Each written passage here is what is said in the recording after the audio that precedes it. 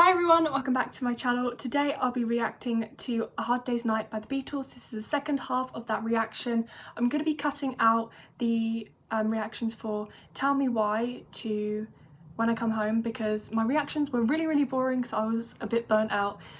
So if you want to see those, I can post them at some point, but I just thought it would be more interesting to see my reactions to the songs where I had stuff to say. So let's just get into it.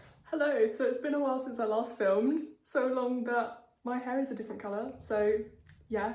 Anyway, let's just listen to the final three songs. So we have When I Get Home next. And I just want to say before we get into the music that with the Beatles' earlier stuff, I like it, but I like it as like listening to it as a full project because there's like the odd song that stands out, but I don't know, with their later stuff, I've only heard like Sgt. Pepper's and like the odd single from later on in their careers. I feel like the earlier stuff isn't as like memorable for me personally. I don't know why. Like, to me it sounds good as a whole project, but if I listen to just one song, I'm not like, yes, this is a banger, or not yet. So just wanted to point that out. Let's carry on When I Get Home.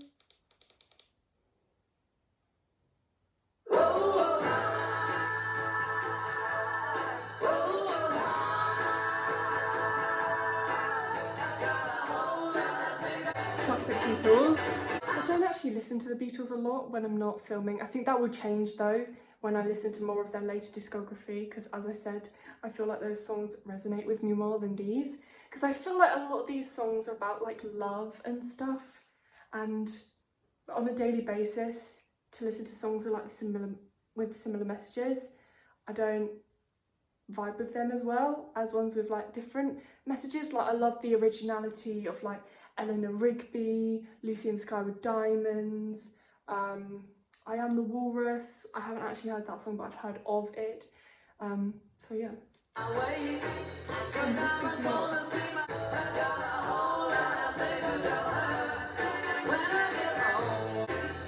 Interesting lyric choices. I also think what's interesting about this album is they wrote all of the songs on this album, because with the last two albums that I reacted to, their like first two albums, they used a lot of songs that were covers, so they sung other people's songs, so it's really nice to hear all original songs on this album. It really lets them show off their creativity, their artistry, their message, which is really interesting.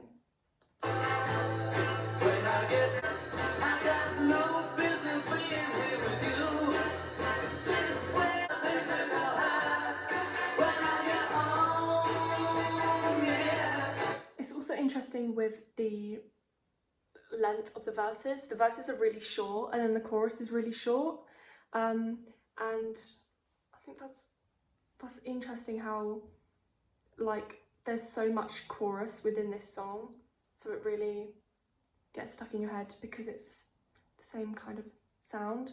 But yeah, the first verse is barely 4 lines, like it's 3 lines, and then like To Her is the last final little mini line, which is really interesting. And then it has a bridge, and then a third verse, and then a chorus, and then an outro. I think the outro is just like a shortened version of the chorus.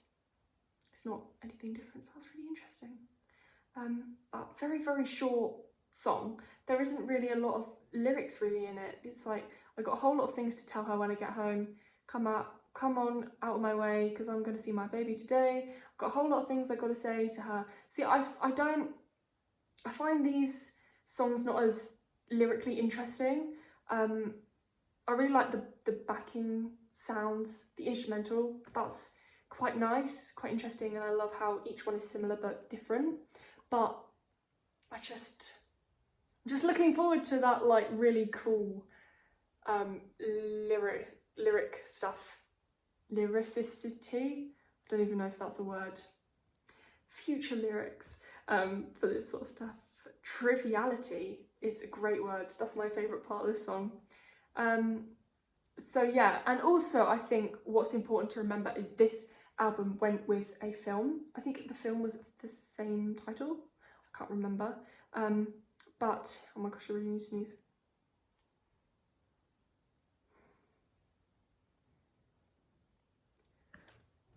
Oh my gosh. And I think they were very lucky early on in their career to be like on their third album and already being in a movie, because a lot of artists, like a lot of artists, especially nowadays, because there's so many people competing, it takes artists like a couple of albums or a couple of EPs or whatever to get noticed and get recognised. But I think maybe that was the nature of the music then, because I've seen people commenting about how music was harder to make like 50 years ago or whatever, because you'd need to go to a studio, and studios are really expensive. But nowadays you have people being able to record a whole album or as much music as they could ever possibly want from the comfort of their own home, because you can buy recording equipment, mixing equipment, you can buy a DAW and stuff like that. So it's really easy to do stuff like that at home. But back then, like, didn't even have like a smartphone to record a song on. So it's really interesting to see like how technology has evolved and how that has affected like the music scene, like those are different genres and stuff. So yeah, that's really cool. But I've forgotten why I even started talking about that.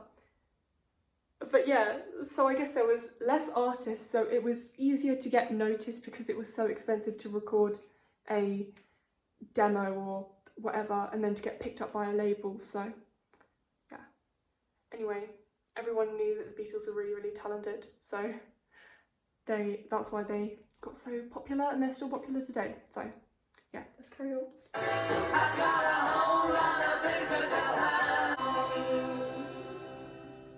Sometimes their songs sound like Christmas songs to me. I don't know why. I think it's just the way that they sing. Now we have, you can't do that. Oh, I really like the cowbell. It's so interesting.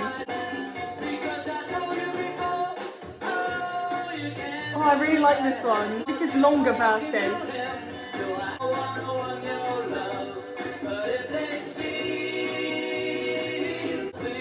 I really like this track because it seems more like there's a meaning behind it. Not that the other songs didn't have meanings, but like really like cool meaning. Like I love that everybody's green, like the jealousy and envy.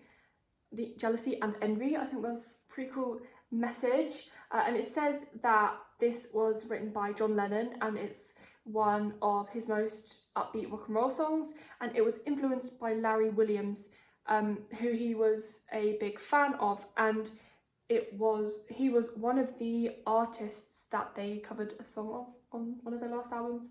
I really love how that went kind of full circle. Did it? No, it would have gone full circle if Larry Williams covered one of their songs, but he probably ended up doing that. But yeah, very interesting. Love that. Let's carry on.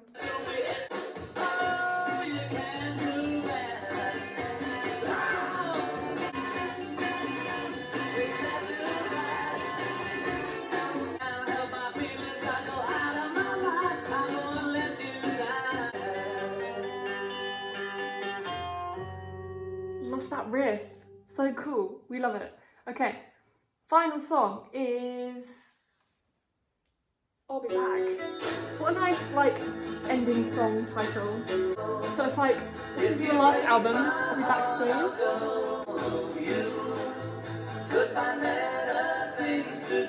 I love how it's in like a minor key. I love how relaxing this one is. It sounds like nice evening music.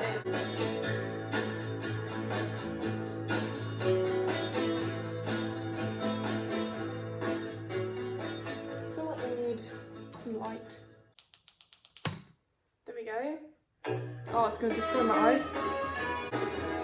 We've already done that. Anyway, thank you guys for watching. This is going to give me a headache.